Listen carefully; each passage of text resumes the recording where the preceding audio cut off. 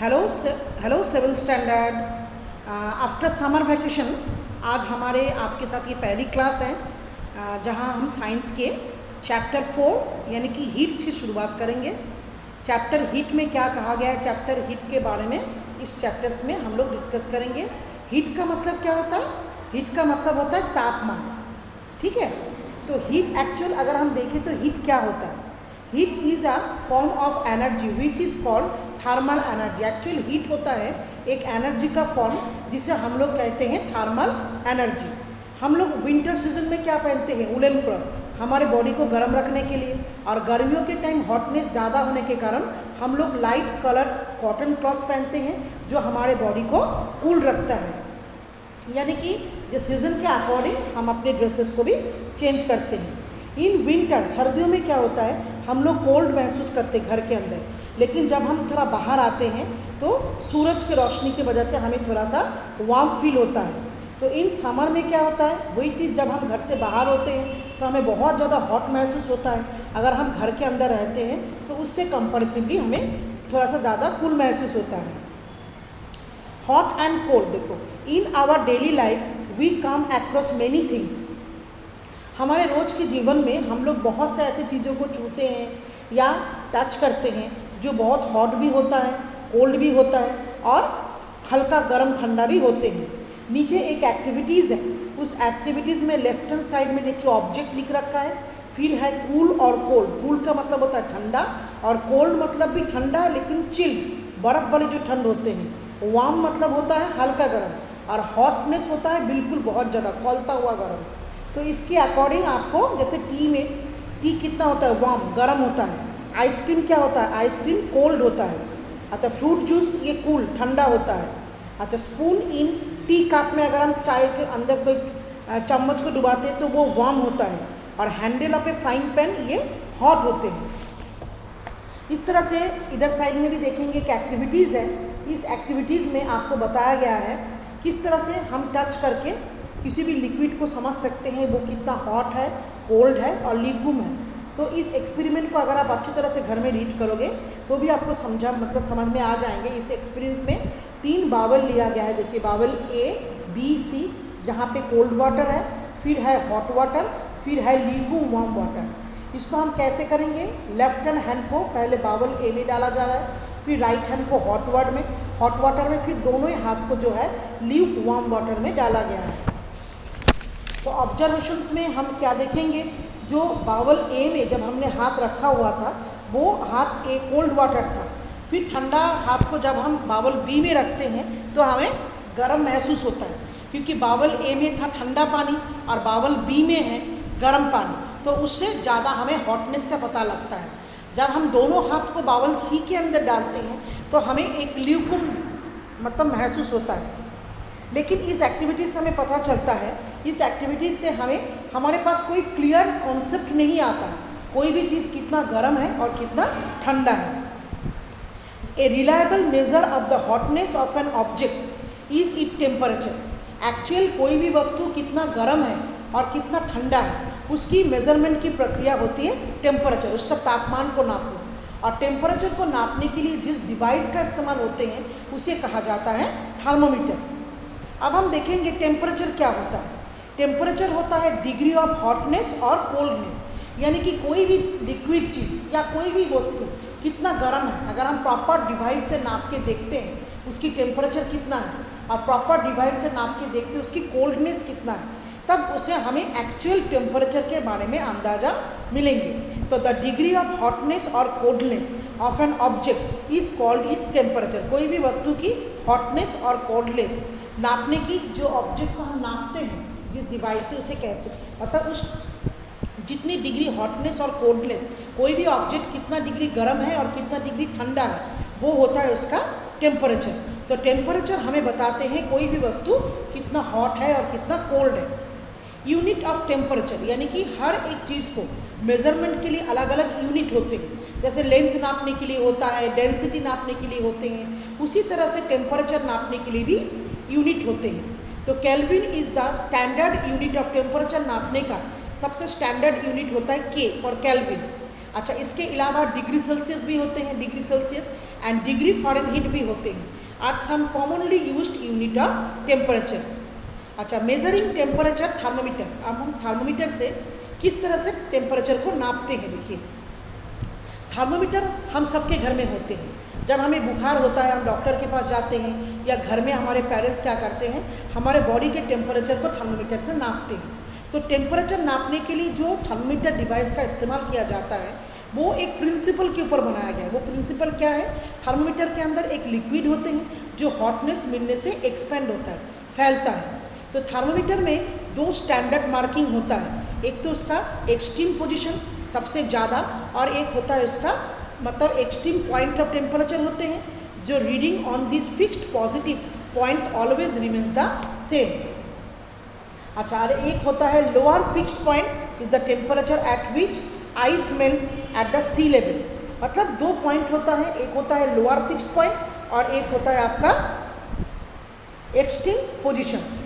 अच्छा, इसके ऊपर डिपेंड करके मोस्टली जो है टेम्परेचर नापने के लिए 3 स्केल इस्तेमाल होता है, Celsius scale, Fahrenheit scale and kelvin scale. In Celsius scale में क्या होता है, 2 फिक्स्ड पॉइंट होता है, एक होता है 0 डिग्री वाला लोअर फिक्स्ड पॉइंट, और एक होता है 100 डिग्री सेल्सियस वाला अपर फिक्स्ड पॉइंट। और इसके बीच में, लोअर और अपर के बीच में 100 छोटे छोटे इंटरवल होते हैं, यानी कि डिविजन्स होते हैं। India has adopted the Celsius scale for measuring the temperature of an object, और Fahrenheit scale was used earlier. मतलब बहुत पहले फ़ारेनहाइट स्केल का इस्तेमाल हुआ करते थे, लेकिन आज के डेट में सेल्सियस स्केल का इस्तेमाल होता है इंडिया में टेम्परेचर नापने के लिए। फ़ारेनहाइट स्केल में भी 2 फिक्स्ड पॉइंट होता है, जो लोअर फिक्स्ड पॉइंट होता है 32 डिग्री फ़ारेनहाइट, और जो अपर फिक्स्ड पॉइंट होता है 212 डिग्री फ़ारेनहाइट। और 32 से लेके 212 डिग्री फ़ारेनहाइट के बीच में छोटे छोटे पत्ते पत्ते डंडे होते हैं, यानी कि डिवीज़न होते हैं, जिसको जो डिवीज़न की संख्या कितनी होती है 180। नीचे देखिए रिलेशनशिप, यानी कि मतलब सेल्सियस में 100 डिग्री सेल्सियस टेम्परेचर में और फ़ारेनहाइट यानी कि जो 32 से लेके 180 के अंदर होता है ना, इनके टेम्परेचर सेम होता है, बट नापने के लिए स्केल अलग अलग होते हैं। देखो, टाइप्स ऑफ थर्मोमीटर। थर्मोमीटर भी 2 तरह के होते हैं, एक होता है क्लिनिकल थर्मोमीटर और एक होता है लेबोरेटरी थर्मोमीटर। क्लिनिकल यानी कि जो डॉक्टर्स वगैरह इस्तेमाल करते हैं क्लिनिक पे, या आमतौर पे हमारे घर पे होते हैं। और जो केमिस्ट के लैब होता है ना, फिजिक्स और केमिस्ट्री वाला जो लैब होता है, उस लैब में जो थर्मोमीटर इस्तेमाल होते हैं उसे कहा जाता है लेबोरेटरी थर्मोमीटर। क्लिनिकल थर्मोमीटर में देखो, हमारे बॉडी का जो नॉर्मल टेम्परेचर होता है ना, वो होता है 37 डिग्री सेल्सियस स्केल में, ध्यान रखेंगे इस बात को। और फ़ारेनहाइट स्केल में नॉर्मल बॉडी टेम्परेचर होता है 98.6 डिग्री फ़ारेनहाइट। तो इसीलिए सेल्सियस स्केल जो है 37 डिग्री से शुरुआत होता है, और फ़ारेनहाइट स्केल जो है 98.6 डिग्री फ़ारेनहाइट, यानी कि 95 से भी कुछ थर्मोमीटर में शो होते हैं। When a person get fever, has body temperature rises, the thermometer which measure our body temperature is called clinical thermometer. जब किसी इंसान के बॉडी का टेम्परेचर बढ़ता है, तब उस टेम्परेचर को नापने के लिए क्लिनिकल थर्मोमीटर का इस्तेमाल होता है। अब इस डायग्राम में देखो क्लिनिकल थर्मोमीटर कैसा होता है। एक्चुअल क्या होता है, क्लिनिकल थर्मोमीटर जो है, एक आपको दिखाई दे रहा है लॉन्ग नैरो एक यूनिफॉर्म ग्लास ट्यूब होता है, जिसका एक एंड में एक बाल्ब जैसा होता है। देखो इसमें लिख रखा है बाल्ब कॉन्टेनिंग मार्करी, जिसके अंदर मार्करी रहता है। और बाल्ब जहाँ पे ख़त्म हो रहा है, आउटसाइड द बाल्ब में एक स्मॉल शाइनिंग थ्रेड आपको दिखाई देगा, पतले मार्करी के धागे जैसे आपको दिखाई देंगे। There is a scale of the thermometer का स्केल शुरू होता है, विच वी यूज़, जो हम सेल्सियस स्केल में डिनोट करते। देखो 0 डिग्री सेल्सियस से शुरुआत होता है, आपको दिखाई देंगे इसमें क्लिनिकल थर्मोमीटर। और 0 डिग्री एक क्लिनिकल थर्मोमीटर टेम्परेचर रीड होता है थर्मोमीटर में 35 डिग्री सेल्सियस से लेके 42 डिग्री सेल्सियस, क्योंकि इससे ज़्यादा बॉडी टेम्परेचर कभी हो नहीं सकता है। अच्छा, कुछ इंटरेस्टिंग फैक्ट है इसके अंदर। देखो क्लिनिकल थर्मोमीटर में देखो, ये बाल्ब और थर्मोमीटर के जहाँ पे शुरुआत हो रही है, उसमें एक किंक एक आपको वेव जैसा दिखाई देगा, वेव फीचर। इसका मतलब एक बड़ी शॉर्ट रेंज होता है टेम्परेचर एंड इट्स किंक के बीच में। In its glass tube above the bulb on prevent the back flow of the mercury. इस किंक की वजह से मार्करी का बैक फ्लो नहीं होता, मतलब थर्मोमीटर बाल्ब में, when it is removed from the mouth of patient के मुंह से निकालते हैं। तो ड्यू टू दिस, ऐसा करके we can take reading of body temperature की रीडिंग हम नाप सकते हैं।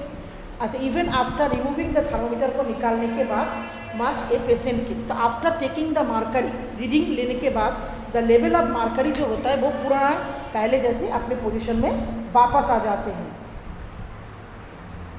अच्छा, रीडिंग ऑफ थर्मोमीटर देखिए, थर्मोमीटर को कैसे रीड करते हैं। तो first note the temperature different incline between two bigger mark, note down the number of division between this mark. वैसे जो टेम्परेचर नाम आप लोग थर्मोमीटर जब देखोगे ना, तो लोअर पॉइंट और अपर पॉइंट के बीच में जो डिवीज़न है उस डिवीज़न तक आपको दिखाई देगा मार्करी का लेवल कहाँ पे आके खड़ा हुआ है। जहाँ पे आके रुकता है वही होता है उस समय के इंसान का बॉडी का टेम्परेचर। अच्छा, नेक्स्ट हम देखेंगे how a clinical thermometer work, clinical thermometer कैसे काम करते हैं। तो कोई भी क्लिनिकल थर्मोमीटर को यूज़ करने से पहले उसको एंटीसेप्टिक लोशन से अच्छी तरह से स्वैप कर लिया जाता है। फिर थर्मोमीटर को फॉर्मली हम ध्यान से पकड़ेंगे और जार्क करते हैं, जैसे मार्करी अपनी पुराने जगह में वापस आ जाए। फिर हम क्या करते हैं, थर्मोमीटर का जो बल्ब होता है ना, जीभ के नीचे 2 मिनट तक रखते हैं। टेक द थर्मोमीटर को जब हम आउट करते हैं, फिर हम रीडिंग को देखते हैं और रीडिंग देखते टाइम हमें थर्मोमीटर को हॉरिजेंटली पकड़ना होता है। अच्छा, the obtained value is the temperature of your body, जिसमें दिखाई देंगे। छोटे बच्चों की टेम्परेचर नापने के लिए थर्मोमीटर को उनकी आर्म पिट के नीचे रखा जाता है। Some thermometer are marked in Fahrenheit में होते हैं। फ़ारेनहाइट टेम्परेचर नापने के जो थर्मोमीटर होते हैं उसकी मार्किंग 94 डिग्री फ़ारेनहाइट से लेके 108 डिग्री फ़ारेनहाइट तक होते हैं। अच्छा, इसमें देखिए know more about clinical thermometer के बारे में और कुछ चीज़ हम बताना चाहेंगे। पहले थर्मोमीटर में जो मार्करी, अभी भी टेम्परेचर नापने के लिए मार्करी का इस्तेमाल होता है, लेकिन मार्करी एक ऐसी टॉक्सिक सब्सटेंसेस है जो एक बार अगर थर्मोमीटर टूट जाता है तो वो डिस्पोज हो जाते हैं। तो इसीलिए आज के डेट में काफ़ी सारे डिजिटल थर्मोमीटर का क्लिनिक में इस्तेमाल होने लगा है। क्लिनिकल थर्मोमीटर में डिजिटल मार्करी का इस्तेमाल होते हैं।